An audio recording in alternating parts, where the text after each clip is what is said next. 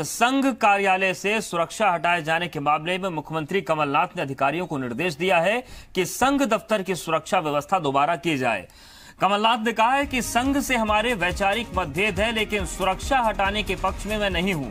कांग्रेस सरकार के समय में बीजेपी दफ्तर को भी सुरक्षा दी जा रही है। उन्होंने ये भी कहा, बीजेपी के समय में कांग्रेस दफ्तर को सुरक्षा नहीं दी गई। तो कमलनाथ ने एक बड़ा संदेश दिया है कि राजनीतिक देश की भावना से कोई काम नहीं होगा। भले ही मध्य प्रदेश में कांग्रेस की सरकार है, लेकिन हम बीजेपी कार्यालय को भी सुरक्षा दे रहे हैं और संविधा की यानी कि जो संघ कार्यालय है उसकी सुरक्षा को हटाने के पक्ष में भी हम नहीं है। अधिकारियों को निर्देश दिया गया है कि ये सुरक्षा दी जाए। जी मीडिया संवाददाता संदीप भमरकर हमारे साथ जुड़ गए हैं। संदीप, संघ कार्यालय को सुरक्षा दोबारा दी जाए और उसी में एक कदम बढ़कर यह भी बता दिया गया कि आपके शासनकाल में हमारे कार्यालय को सुरक्षा तो नहीं मिली, लेकिन हम बीजेपी कार्यालय को सुरक्षा दे रहे हैं। मतलब अब बीजेपी विरोध करेगी तो एक खरा जवाब कांग्रेस के पास है। बिल्कुल, ये शायद किसी खास रणनीति के तहत किया गया एक काम भी कह सकते हैं। चुनाव चल रहा है, चुनाव से पहले इस तरह के कोई भी बड़ा काम जब होता है तो उसे एक चुनावी पैतरा भी कहा जाता है। और जिस तरह का विरोध निकलकर सामने आ रहा था, चाहे वो सीधे संघ की तरफ से हो, बीजेपी कार्यकर्ताओं की तरफ से हो, या फिर राजनीति से वास्ता नहीं रखने वाले संघ के स्वयंसेवकों की तरफ से, ये सभी लोग नाराज थे और इसे कांग्रेस की करतूत इसे करार दे रहे थे, क्योंकि कांग्रेस ने सरकार में आने के बाद में संघ के पक्ष में कोई भी बात नहीं कही है, चाहे राष्ट्रीय स्तर पर हो या मध्य प्रदेश स्तर पर। हमेशा संघ के खिलाफ ही बातें करने वाला की जाती रही है। तो ऐसे में ऐसे कार्यकर्ता जो राजनीति से वास्ता नहीं रखते हैं, वो भी कांग्रेस को विरोधी नजर से देखने लगे थे। ऐसे में उन लोगों को कांग्रेस के बारे में विचारधारा, उनके विचारों को बदलने के लिए कांग्रेस की तरफ से कोई किसी तरह का एक हथकंडा अपनाया जाने का इंतजार किया ही जा रहा था और शायद इसे उसी तरह का एक राजनीतिक मामला कहा जा सकता है कि एक स्ट्रेटेजी अपनाई गई और एक स्ट्रेटेजी के तहत पहले विरोध बढ़ाया गया और उसे फिर अपनी तरफ से मैनेज किया गया। तो राजनीति में आमतौर पर इस तरह के काम किए ही जाते रहे हैं। बिल्कुल। और संदीप, एक हैरानी और भी होती है कि लगभग 7 घंटे पहले दिग्विजय सिंह ने भी ट्वीट किया कि भोपाल राष्ट्रीय स्वयंसेवक संघ कार्यालय से सुरक्षा हटाना बिल्कुल उचित नहीं है। मैं मुख्यमंत्री कमलनाथ जी से अनुरोध करता हूं कि तत्काल पुनः पर्याप्त सुरक्षा देने के आदेश दें। ये वही दिग्विजय सिंह हैं जो संघ को हिंदू आतंकवाद का पृष्ठभूमि बनाने वाला संगठन मानने का हमेशा स्टेब्लिश करते रहे। अचानक से इनका हृदय परिवर्तन इतना कैसे? देखिए, इस पूरे प्रकरण में कहीं भी कि कांग्रेस के किसी भी नेता ने ये नहीं कहा है कि संघ को किसी तरह की सुरक्षा की जरूरत नहीं है। यानी संघ के साथ में अपना सॉफ्ट कॉर्नर बताने की कोशिश जरूर की जा रही है, लेकिन अपने इन्हीं बयानों के साथ में जब वो बात कह रहे हैं तो ये जरूर कहते हैं कि संघ भाजपा को सपोर्ट करता है या वो बिल्कुल, ये तमाम चीजें हैं। और भाजपा के प्रवक्ता रजनीश अग्रवाल जी हमारे साथ जुड़ गए हैं। संदीप, आप भी बने रहेगा। रजनीश जी, संविधा की सुरक्षा कल हटाने का फैसला हुआ और आज मुख्यमंत्री जी ने कहा कि नहीं, हमारे वैचारिक मतभेद जरूर है, लेकिन सुरक्षा हटाने के पक्ष में नहीं हूं। 24 घंटे में जो परिवर्तन है ये आप लोग के विरोध और दबाव की वजह से है। ये लगता है कि पुलिस विभाग से एनालिसिस में गलती हुई थी, उसको सीएम ने सुधार दिया है। देखिए, हमने तो अपनी बात कही थी और जो बात कही थी वो सबके सामने थी। ये जिस प्रकार की राजनीति पूरे देश में कर रहे हैं, ये मामला बहुत छोटा या मध्य प्रदेश स्तर का नहीं है। वायनाड से चुनाव लड़ने गए हैं राहुल गांधी जी, वहाँ मुस्लिम लीग और कट्टरपंथियों के सपोर्ट से चुनाव लड़ रहे हैं। देश में एक संदेश देना चाहते हैं संघ के खिलाफ और सुरक्षा हटाने का जिस प्रकार का दुष्कर्म इन्होंने किया है वो सबके सामने जब उजागर हुआ, देश में हल्ला हंगामा खड़ा हुआ, उसके बाद में निर्णय इन्हें वापस करना पड़ा, क्योंकि इसका खामियाजा मध्य प्रदेश सहित कई जगह पर उनको चुनाव में तो भुगतना ही पड़ेगा। दूसरी बात, अवधेश जी, एक बात और है। कमलनाथ जी अपनी प्रेस विज्ञप्ति में कह रहे हैं कि मुझे आरएसएस के भोपाल स्थित कार्यालय से चुनाव आयोग में की गई एक शिकायत के चलते व चुनावी कार्य में फोर्स की आवश्यकता होने के कारण सुरक्षा हटा लेने की जानकारी हुई। कौन सी आचार संहिता का उल्लंघन हुआ? चुनाव आयोग ने कौन सा इनको आदेश दिया? किस अधिकारी को आदेश दिया? वो आदेश की कॉपी लाएं। तो चुनाव आयोग से भी मैं अनुरोध करता हूं कि आपके रजनीश जी, उस आदेश की कॉपी सैयद जाफर जी से पूछ लेते हैं। हमारे साथ वो भी लाइन पर आ गए हैं। सैयद जाफर जी, ऐसा क्या हो गया कि 24 घंटे पहले संविदा यानी कि संघ कार्यालय को सुरक्षा की जरूरत नहीं थी और अब लगता है कि नहीं, सुरक्षा बनी रहनी चाहिए? देखिए, मैंने कल रात से लेके लगातार, आप भी मेरे संपर्क में हैं, मैं लगातार एक ही बात कर रहा हूं कि सरकार की इसमें कोई ऐसी मंशा नहीं है कि हम आरएसएस के या भारतीय जनता पार्टी के कार्यालय से किसी प्रकार की सुरक्षा को हटाएं। एक बात। दूसरी बात, रजनीश जी की बात मैं सुन रहा था।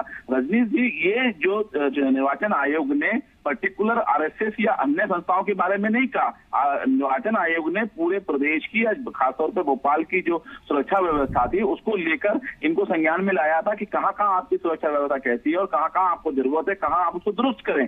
उसी संदर्भ में जो जिला स्तरीय इनकी सुरक्षा समिति होती है, इन्होंने कल इस बात का निर्णय लिया। लेकिन मैं फिर बड़ी जवाबदारी से कहना चाहता हूं कि कमलनाथ जी की सरकार आरएसएस के इस कार्यालय से सुरक्षा व्यवस्था को हटाने को लेकर कहीं भी कोई उसकी मंशा नहीं थी। और जैसे ही मुख्यमंत्री जी के, और देखिए एक चीज और है, हमको एक प्रैक्टिकल चीज समझनी पड़ेगी कि हर चीजें मुख्यमंत्री के नॉलेज में नहीं ला जा सकती, कई संभव ही नहीं है। कई स्तर पर प्रशासन अपने स्तर पर निर्णय लेता है, कई बार वो अच्छे निर्णय ले लेता है, कई बार उससे चूक भी हो जाती है। लेकिन सैयद जाफर साहब, आरएसएस कोई मोहल्ला कमेटी या जिले का संगठन तो है नहीं, अंतर्राष्ट्रीय संगठन है। उसमें अगर चूक होती है तो क्या आप मानते हैं कि ये बड़ी गलती कर दी प्रशासन ने? फिर उनसे पूछना चाहिए।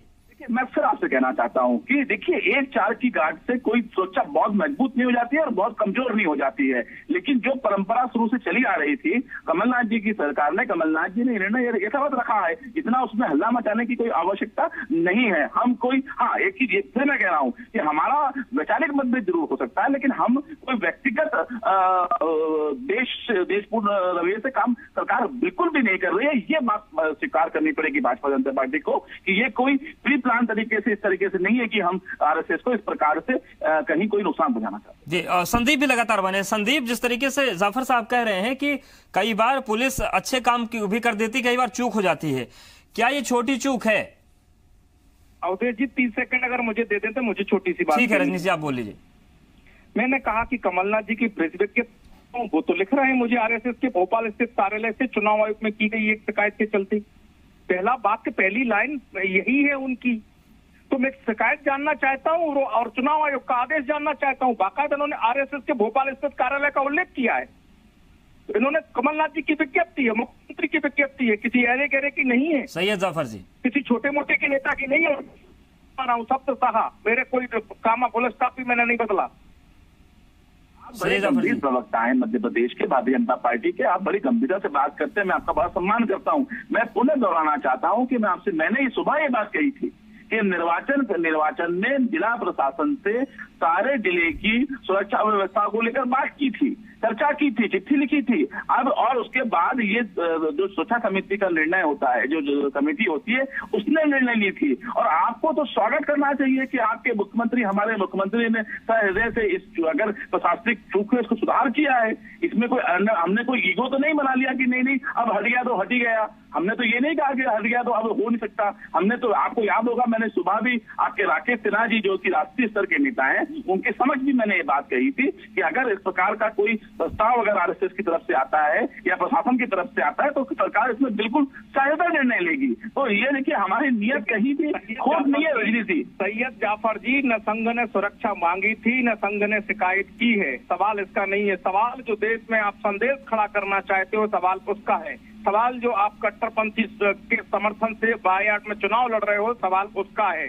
सवाल उसका है। और बार बार जो संदेश देने की राजनीति आप करते हो इस सुरक्षा के माध्यम से, हम उसको एक्सपोज कर रहे हैं। मैं तो यही कह रहा हूँ, चुनाव आयोग ने आदेश दिया था तो आदेश सामने लाइए, उजागर करिए। चुनाव आयोग से निवेदन कर रहा हूँ कि आपका नाम का दुरुपयोग सरकार क्यों कर रही है, बोलते हवाला दीजिए। मुझे तो ये समझ में नहीं आई रजनीश जी। एक तरफ जब आपकी सुरक्षा, संस्था की सुरक्षा हटा ली जाती है, जब भी आप हल्ला करने को तैयार बैठे रहते हैं। जब आपको सुरक्षा दी जा जाती है, फिर भी आप हल्ला करने के लिए बैठे रहते हैं। आप सुरक्षा की किसी ने भीख नहीं मांगी, सुरक्षा की भीख हल्ला तो आप ही कर रहे हैं। आपको तो देखिए, फिर अगर इसको देखिए, अगर आप रजनीश जी सरकार का संरक्षण देते हैं। रजनीश जी मैं दोबारा, अच्छा ठीक है सैयद जाफर साहब, एक सवाल मेरा आपसे ये है कि अभी बीते हफ्ते संघ की बैठक हुई और भैया जोशी भी आए थे, तमाम बड़े नेता बीजेपी के पहुंचे और ये एक मैसेज गया कि दिग्विजय सिंह चूंकि चुनाव लड़ रहे हैं तो यहां पर संघ एक अहम भूमिका निभाएगा। कहीं उस गुस्से में तो ये फैसला नहीं हुआ, फिर बाद में लगा ज्यादा बवाल होगा तो हटा लेते हैं? मैसेज तो चला ही गया। आपने एक बड़ा सवाल बड़े हल्के रूप में प्रस्तुत कर दिया। देखिए, आरएसएस एक बड़ा संगठन है, हम इसको स्वीकार करते हैं। आरएसएस सिर्फ भोपाल के वार्डों में या भोपाल के शहरों में काम नहीं करता है। आरएसएस तो पूरी तरीके से गांव में भी भारतीय जनता पार्टी। यही सवाल तो जाफर साहब मैं कर रहा हूं कि अगर इतना भी आपका प्रशासन नहीं समझ पाता, एनालिसिस इतना कमजोर है, तो फिर सवाल उठता है कि निर्देश तो नहीं थे। मैं उसी पे आ रहा हूं। हमने जब उसको रोकने की कोई नीति नहीं बनाई, हमने उस पर रोकने की कोई बात नहीं की, अपना काम करें। मैं पुनः कहना चाहता हूं कि सरकार की ऐसी कोई मंशा ना थी, ना है, ना आगे रहेगी। जो जैसी समय की जरूरत रहेगी सरकार उसको पूरा करेगी।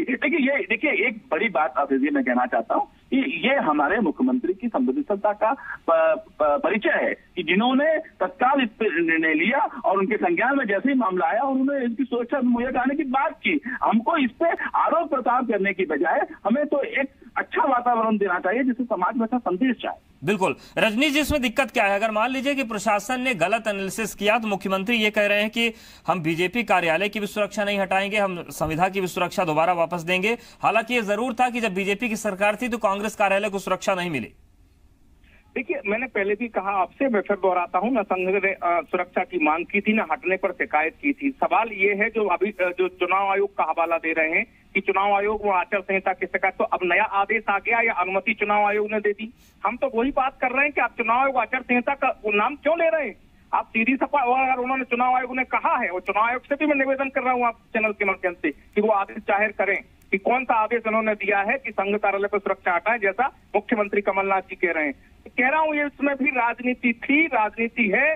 राजनीति को हमने एक्सपोज करने का काम किया है। देश भर में हंगामा खड़ा हुआ, उसके बाद में इनको घुटने टेकना पड़े, और यही बात उजागर हुई। इसलिए दाएं बाएं बहानेबाजी, आचार संहिता, चुनाव आयोग केवल बहानेबाजी का काम कर रहे हैं, ये राजनीति कर रहे थे। और देश में मैंने तो कहा इस प्रकार ये केरल में राहुल गांधी जी चुनाव लड़ने गए हैं, कट्टरपंथियों के सपोर्ट से, मुस्लिम लीग और यूडीएफ के सपोर्ट से चुनाव लड़ने की तैयारी उनकी है। उसका तो संदेश देने का काम यहाँ संघ की सुरक्षा हटाने के छोटे छोटे मसलों को लेकर सियासी मैसेज, सियासत में मैसेज का बहुत बड़ा योगदान होता है। देखते हैं कि किसका मैसेज कितना जनता तक पहुंचता है और जनता ही तय कर लेगी। आप दोनों का बहुत धन्यवाद हमसे जुड़ने के लिए। संदीप, आपका भी बहुत शुक्रिया।